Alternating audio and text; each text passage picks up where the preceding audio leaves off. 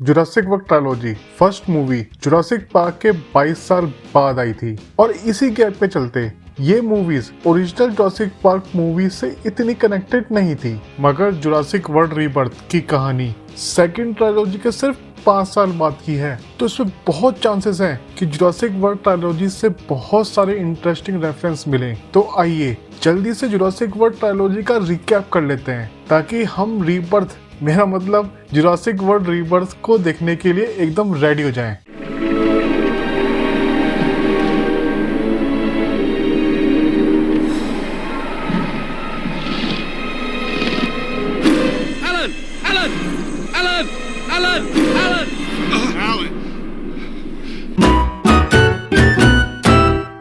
Jurassic park के events के 22 साल बाद मसरानी ग्लोबल इज़ला नूबलर पर एक नए डायनासोर थीम पार्क की शुरुआत करती है। वहीं दो भाई जाक और ग्रे पार्क को देखने के लिए अपनी मौसी क्लेयर के पास आते हैं, जो वहाँ की ऑपरेशन मैनेजर है। उसी समय ओवेन, जो नेवी से रिटायर्ड है और एनिमल बिहेवियर में एक्सपर्ट है, एक वेलोसिरैप्टर्स के ग्रुप को ट्रेन कर रहा होता है। वहाँ का सिक्योरिटी हेड विक हॉस्किंस उन रैप्टर्स को मिलिट्री वेपन्स की तरह यूज करना चाहता है, मगर ओवन को ऐतराज है। वहीं अचानक पार्क में नई अट्रैक्शन के लिए बनाए गए एक जेनेटिकली इंजीनियर डायनासोर इंडोमिनियस रेक्स अपने पिंजरे से भाग जाता है और तब सबको पता चलता है कि वह हाईली इंटेलिजेंट है और उसमें कैमोफ्लेज की एबिलिटी भी है। आयरेक्स कईयों को मारकर आइलैंड पर तबाही मचा देता है। जाक और ग्रे मुश्किल से आयरेक्स से बच पाते हैं और वहीं क्लेयर और ओवेन खतरों से जूझते हुए बच्चों को ढूंढने की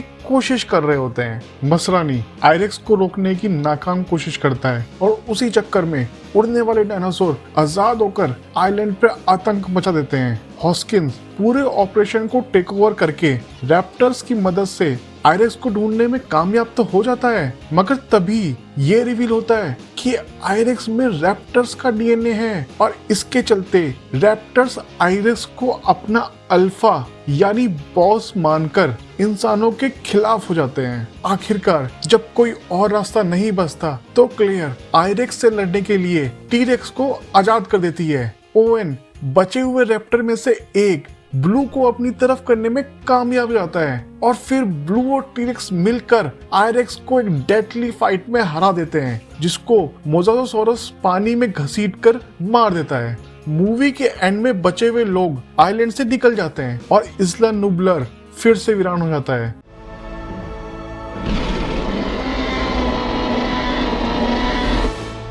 पहली मूवी के 3 साल बाद इज़ला नूबलर पर एक वोल्केनो फटने वाला है, जिससे उस आइलैंड पर रह रहे सभी डायनासोर को जानलेवा खतरा है। जब यूएस की सरकार उनको बचाने से मना कर देती है, तब बेंजामिन लॉकवुड उन डायनासोर्स को बचाने के लिए क्लेयर को रिक्रूट करता है, जो अब डायनासोर प्रोटेक्शन ग्रुप की हेड है। आइलैंड पर ब्लू ही आखिरी वेलोसिरैप्टर बचा है और उसको पकड़ने के लिए क्लेयर ओवेन को अपनी टीम में शामिल कर लेती है, मगर इज़ला नूबलर पर कुछ डायनासोर को पकड़ने के बाद उन्हीं की सिक्योरिटी टीम उनको धोखा दे देती है। किसी तरह से वोल्केनो के लावे से बचकर क्लेयर और ओवन शिप पर चढ़ने में चोरी छिपे कामयाब जाते हैं। ओरिजिनल प्लान के मुताबिक डायनासोर्स को एक सेफ आइलैंड पे ट्रांसफर करना था, मगर शिप पहुंचती है लॉकवुड्स स्टेट में, जहां सीक्रेटली उन डायनासोर्स की नीलामी की जानी थी। लेकिन अचानक एक हाइब्रिड डायनासोर इंडोरैप्टर कैद से आजाद हो जाता है और वहां नीलामी में कत्ते आम मचा देता है। फिर तभी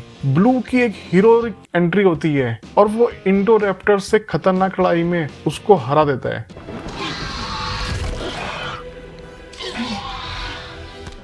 और तभी वहां पर एक जहरीली गैस लीक हो जाती है, जो सभी पिंजरे में कैद डायनासोर्स के लिए खतरा बन जाती है। लॉकवुड की ग्रैंडडॉटर मेजी, जो असली में उसकी मरी हुई बेटी का क्लोन है, डायनासोर को बचाने के लिए उनको आजाद कर देती है और अब बचे हुए डायनासोर पूरी दुनिया में फैल चुके हैं। मूवी डॉक्टर मेलकम की वार्निंग के साथ खत्म होती है, जहां वह सबको याद दिलाते हैं कि अब हम एक नए जुरासिक एरा में आ गए हैं, जहां इंसानों को डायनासोर्स के साथ रहने की आदत डाल लेनी चाहिए।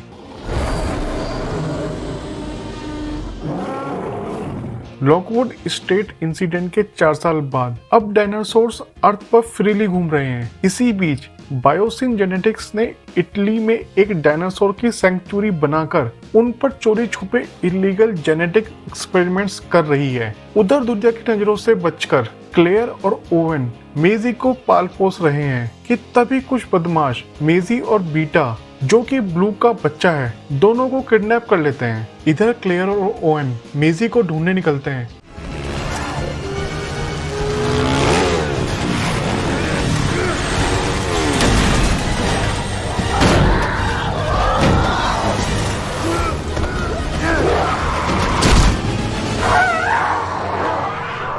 उधर जेनेटिकली मॉडिफाइड बड़े बड़े टिड्डे पूरी अमेरिका की फसल के लिए खतरा बन गए हैं। बायोसिन जेनेटिक्स ओन्ड फार्म्स को छोड़ दें तो कोई भी फार्म्स उन टिड्डों के प्रकोप से नहीं बचा है। इसलिए शक बायोसिन के सीईओ लुइस डॉसन पे ही जाता है और उसको एक्सपोज करने के लिए निकल पड़ते हैं फर्स्ट ट्रायलॉजी के heroes doctor Alan, doctor Ellie और डॉक्टर इयन। मगर डॉसन का टिड्डों को कंट्रोल करने वाला प्लान फेल हो जाता है और वो बेकाबू हो जाते हैं और उनकी वजह से अब पूरी दुनिया पे खतरा मंडरा रहा है। जुरासिक पार्क और जुरासिक वर्ल्ड के हीरोज मिलकर मेजी और बीटा को बचा लेते हैं, मगर डॉसन भागने की नाकाम कोशिश करते हुए डिलोफोसॉरस के द्वारा मारा जाता है। डॉक्टर वू मेजी और बीटा के डीएनए से एक दवाई बना लेते हैं जिससे धीरे धीरे करके सारे दैत्याकार टिड्डे खत्म हो जाते हैं और ह्यूमंस और डायनासोर एक साथ रहना शुरू कर देते हैं।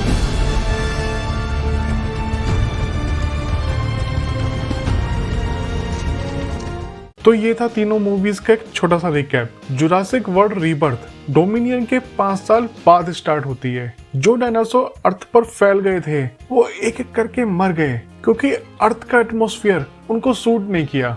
बचे हुए डायनासोर दूर एक ट्रॉपिकल आइलैंड पर रहने लगते हैं। जोरा बेनेट्स यानी हमारी प्यारी ब्लैक विडो एक फार्मास्यूटिकल कंपनी पार्कर जेनिक्स के एक मिशन को ज्वाइन करती है, जिसके साथ डॉक्टर हेनरी लूमिन्स और डंकन किंगकैड उस आइलैंड पर जाते हैं ताकि वो कुछ रेयर डायनासोर्स को ढूंढकर उनकी मदद से एक लाइफ सेविंग ड्रग बना पाएं। वहां पर उनको मिलती है एक शिप के एक्सीडेंट से बची हुई फैमिली और साथ मिलकर उनको सामना करना है कुछ ऐसे खतरनाक एक्सपेरिमेंटेड डायनासोर्स का, जैसे कि 6 हाथ पैरों वाला टी-रेक्स जिसका नाम है डिस्टोर्स्टस रेक्स।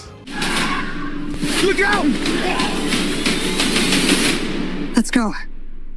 आई होप अब आप पूरी तरह से अपडेटेड हो गए होंगे। अगर आप भी मेरी तरह इस मूवी को देखने के लिए एक्साइटेड हैं तो प्लीज कमेंट्स में बताइए। वीडियो पसंद आई है तो लाइक करिए, फैमिली और फ्रेंड्स के साथ शेयर करिए और अगर सब्सक्राइब नहीं किया है तो प्लीज सब्सक्राइब भी कर दीजिए। अब मिलेंगे अगले वीडियो में। Till then keep your life spicy.